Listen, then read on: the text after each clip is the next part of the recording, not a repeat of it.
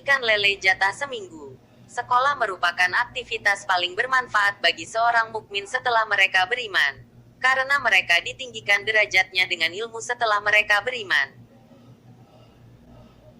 Hal ini dinyatakan di dalam Al-Quran, hai orang-orang yang beriman.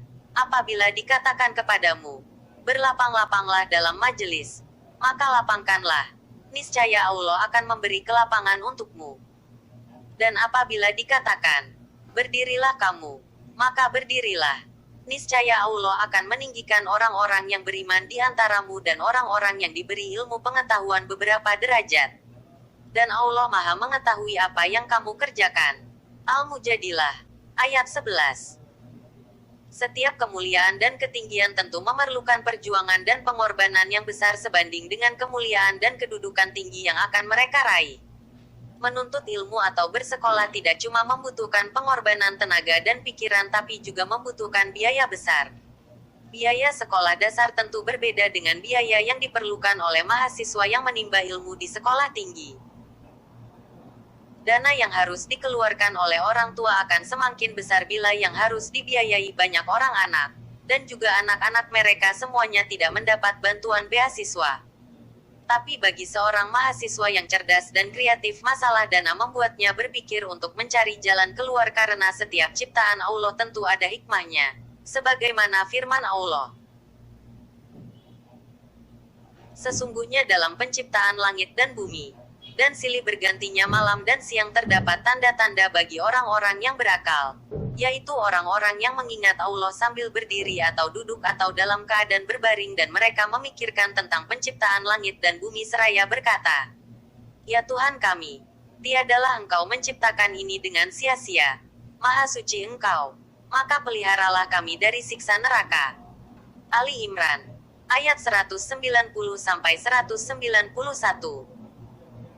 Begitu pula keadaan yang Si Udin alami bersama adiknya saat kuliah. Mereka berdua kos bersama di satu rumah. Untuk menghemat biaya, adiknya punya cara unik tapi bisa menjadi solusi untuk mengirit biaya kuliah. Adik Si Udin sengaja membeli ikan lele 1 kilogram, kemudian dipilih ikan lele yang masih hidup dan dipelihara di ember agak besar.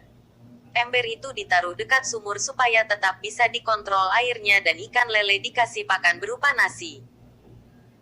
Setiap membutuhkan lauk untuk makan diambil 2 ekor untuk dimasak dan menjadi lauk untuk makan nasi berdua bersama kakaknya. Begitu pula bila membutuhkan sayur maka Si Udin meminta adiknya memetik batang talas yang tumbuh di pinggir sungai dan juga jalan setapak di pinggir persawahan yang menuju kampus adiknya. Maklum saat itu kampus agak jauh dari perumahan penduduk dan terletak di dekat sawah. Adik Si Udin memang mahasiswa cerdas. Tak peduli kata orang, yang penting masih bisa tetap kuliah. Bahkan kadang dia potong-potong batang talas kemudian ditaruh di dalam tasnya. Kadang Si Udin geli juga melihat tingkah adiknya.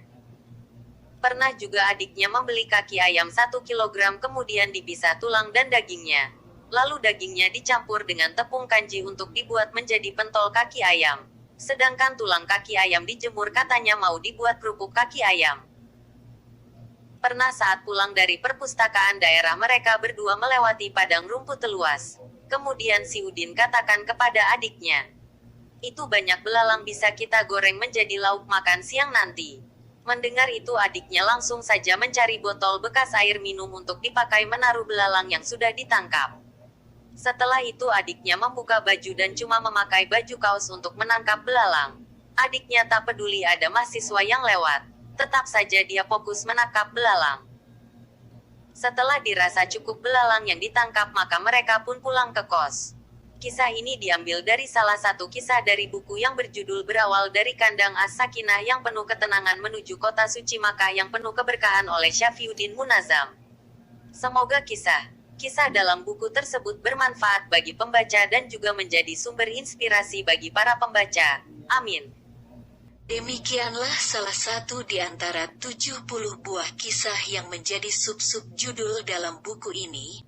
Semoga kisah-kisah dalam buku ini menjadi sumber inspirasi dan juga bermanfaat untuk para pembaca.